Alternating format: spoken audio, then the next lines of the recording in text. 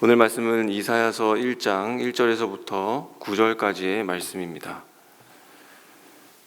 우리 한 절씩 교독하시고 마지막 절은 함께 읽겠습니다. 이것은 아모스의 아들 이사야가 유다 왕 우시아와 요담과 아하스와 히스기야 시대에 유다와 예루살렘에 대하여 본 이상이다. 하늘아 들어라, 땅아 귀를 기울여라. 주님께서 말씀하신다.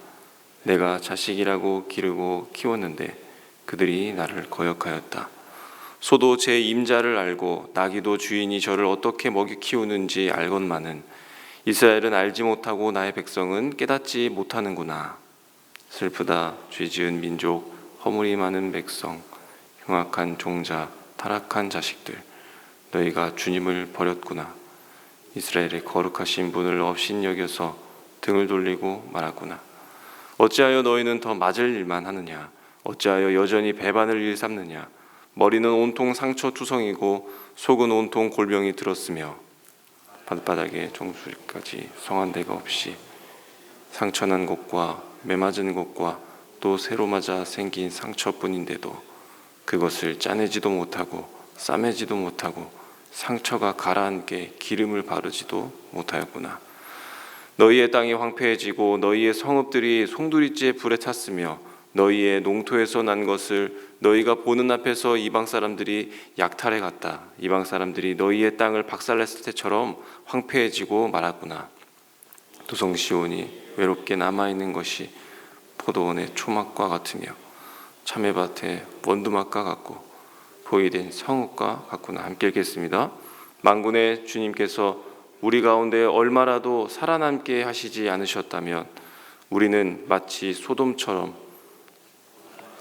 될 뻔하였다. 아멘. 네, 이제 9월부터는 이사야서 말씀으로 함께 말씀의 은혜를 나눕니다. 먼저 이사야서에 대해서 간단히 개관을 드리자면 먼저 구약 시대에는 이 왕정 국가 또는 이 신정 국가로 세워지게 된 이래로 선지자들의 역할이 굉장히 중요했습니다. 그전에는 모세나 여호수아와 같은 그런 지도자나 아니면 여러 사사들이 하나님의 백성을 이어가는 그런 가교 역할을 해왔었죠. 그러나 왕이 세워지면서 어떤 일들이 있었습니까? 하나님의 말씀을 모두가 등한시하게 되는 일들이 생기게 되었습니다. 이제는 하나님에 대한 말씀을 듣지도 그리고 보지도 알고 싶지도 않는 자기의 생각대로 자기의 의대로 행하기를 더 좋아했던 왕들이 많았기 때문입니다. 오죽했으면 그 히스기야가 종교개혁을 단행했을 때에 성전을 청결하게 되는 그런 과정이 있었습니다.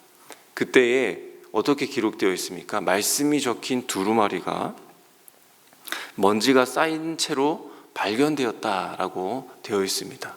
이제 그 정도였으니까 이미 눈과 귀가 멀어버린 그런 왕이 있었고 또 그 왕을 대신해서 말씀을 듣고 깨닫게 할 이런 역할들을 바로 이 선지자들이 할 수밖에 없었으며 하나님은 그런 선지자를 세워나갈 수밖에 없었던 것입니다.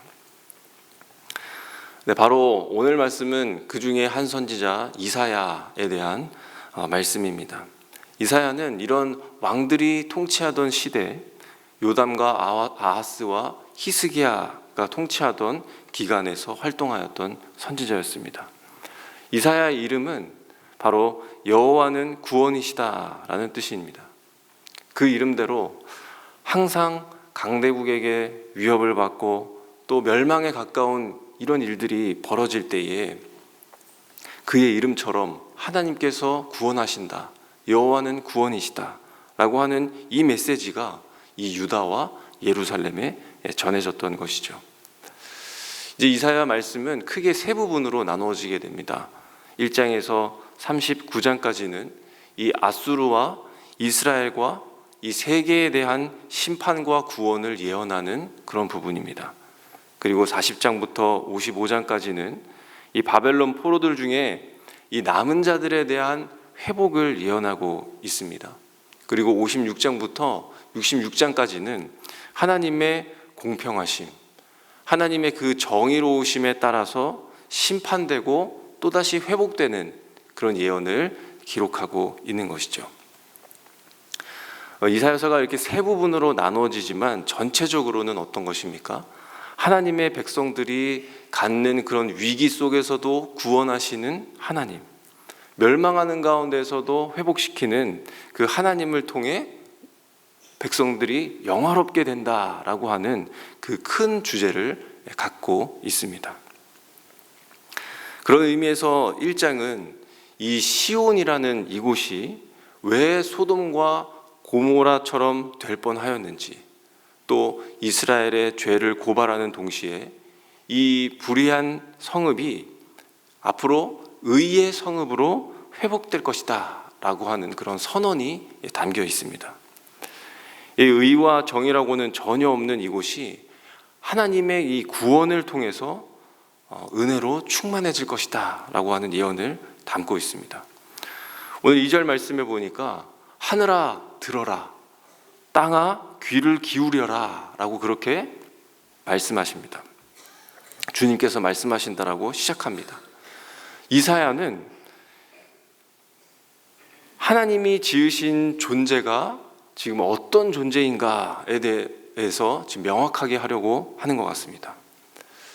지금 이 시대의 상황은 사람 중에서는 하나님의 말씀을 듣는 자가 없다. 이 자연 만물조차 하나님의 말씀을 귀 기울여서 듣고 있는데, 이 자식 같은 존재인 사람은 이 하나님의 말씀을 거부하며 듣지도 않고 있으며 오히려 거역하는 모습만이 있다라고 하는 것입니다. 어떤 누구도 하나님의 말씀을 사모하는 사람이 없었다는 것이죠. 말씀을 따라 사는 자가 그 의인 한 명이 없었다라고 하는 이 시대의 대표적인 모습을 지금 표현한 것입니다. 또한 짐승들조차도 누가 주인인 줄 알고, 또 누가 밥 주는 사람인지 알고, 또 꼬리를 흔들면서 기뻐하며 하나님을 맞이하는데, 이스라엘은 자기 주인을 버리고도 내가 얼마든지 살아갈 수 있다라고 하는 마음으로 그렇게 살아가더라 하는 것입니다.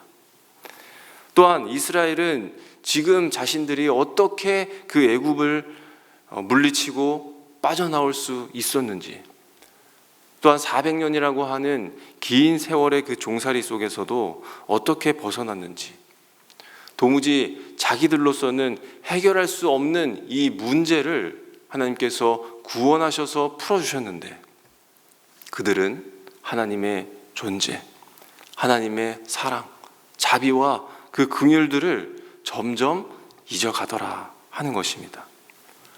이사야가 이 답답함을 가지고서 그들을 꾸짖으면서 뭐라고 이야기하고 있습니까? 내가 슬프다라고 했습니다. 왜 그런 것입니까? 하나님을 버렸다라고 하는 것은 관계를 끊었다라고 하는 것이고, 말씀을 버렸다라고 하는 것은 하나님과 백성 사이에 세워졌던 그 언약을 백성이 파기했다라고 하는 그런 의미였기 때문입니다. 이사야는 주님을 버린 너희들이 도대체 어디까지 타락할 것이냐, 왜 더 맞을 일만, 심판 받을 일만 계속해서 이어가느냐, 지금 하나님과의 관계에서 떠나고 언약을 버린 너희들이 어떤 모습으로 있는지, 그리고 너희들이 어떻게 될지 내가 알려주겠다, 보아라. 그러면서 5절에서 8절까지의 이야기를 이어가고 있는 것이죠. 어떠한 모습들이 있습니까? 배반을 일삼고, 하나님 사이에서도 배반이 있으며 사람 사이에서도 배반이 일어나고 있으며, 머리부터 발끝까지 상처투성이의 골병에 성한 데가 하나도 없지 않느냐, 그렇게 하고 있는 것입니다. 머리가 상했다라고 하는 것은 무엇이겠습니까? 바로 지식을 일컬어 얘기하고 있는 것입니다. 지금 백성들이 하고 있는 생각과 사고, 가치와 삶의 우선순위를 정하는 이 지식이 어떻게 되었다라고 하는 것입니까? 고장났다는 것입니다. 병들었다는 것입니다. 하나님의 말씀을 듣고 지켜가야 할 그 생각에서 이제는 완전히 악을 행하는 생각으로 오염되었다라고 하는 것입니다. 그뿐만이 아니라 내면도 병들었다라고 하는 것이죠. 소망으로 살아갈 하나님의 백성들이 이제는 야망을 키워 살아가며 자신의 욕심과 소욕을 따라 살아감으로 인해 그의 영들은 피곤에 쩌들기 시작하였고, 그 마음을 따라서 살아가는 그 육체는 어떻게 된다는 것입니까? 당연히 함께 병들어 간다는 것입니다. 그리고 현재 그들의 상태는 아픈지도 모르고 병들었는지도 몰라서 치료도 하지 아니하고 처치도 못하고 아무것도 하지 않고 손 놓고만 있는 그런 상태. 이런 상태 가운데에서 이사야는 어떤 누구도 이런 너희를 고칠 수도 싸매지도 회복시키지도 못한다. 오직 너희를 잘 아시는 하나님만이 가능하다.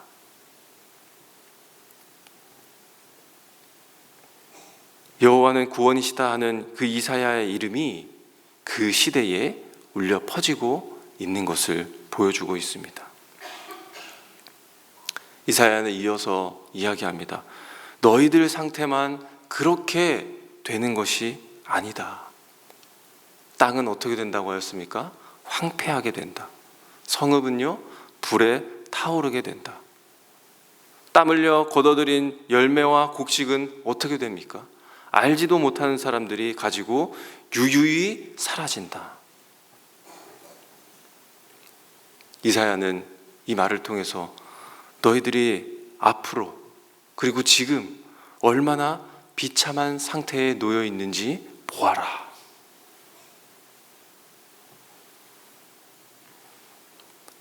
지금 너희들의 모습은 마치 포도원에 그리고 참외밭에 원두막과 같다라는 그런 말을 전하고 있습니다. 어떤 의미이겠습니까? 하나님의 법궤가 모셔져 있는 이 시온성이 비루해지고 나무해진다. 곧 말씀을 떠난 너희들, 하나님을 등진 너희의 죄악의 결과, 너희의 겉과 속도 엉망이 되며 너희가 살고 있는 터전도 어느 곳도 성한 것이 없을 것이다 라고 그렇게 말한 것입니다. 소망이라고는 없는 이 황폐함, 그러나 이사야는 그 가운데서도 회복을 보게 됩니다. 하나의 작은 희망을 보게 됩니다. 8절에 뭐라고 되어 있습니까? 도성 시온이 외롭게 남아있다. 또한 초막 같고 원두막 같고 포위된 성읍과도 같다.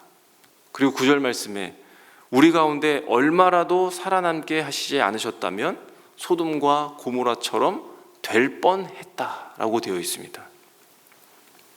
무슨 말입니까? 하나님께서 모조리 다 멸망시키지 않으셨다. 쓸어버리지 않으셨다. 비록 외롭게 남아있지만 멸망하게 되었다가 아니라 될 뻔했다. 그럼에도 불구하고 남겨두셨다라고 하는 겁니다. 어떤 것이겠습니까? 멸망하지 않고 남아있는 은혜, 남겨두신 은혜. 일부 남겨두심으로 그래 내가 조금 봐주겠다 그런 것이 아니라 지금 남아있는 이 백성을 통해서 회복을 일으키게 하시고 모든 백성을 구하고 살리시겠다라고 하는 그런 하나님의 의지가 담겨 있는 것이죠. 생존자를 조금 남겨두셔서 비록 불행하고 아픈 현실이지만 그 가운데서 정말 신라 같은 소망을 바라보게 하시고 품게 하시겠다라고 하는 그 하나님의 위로가 담겨 있는 것입니다.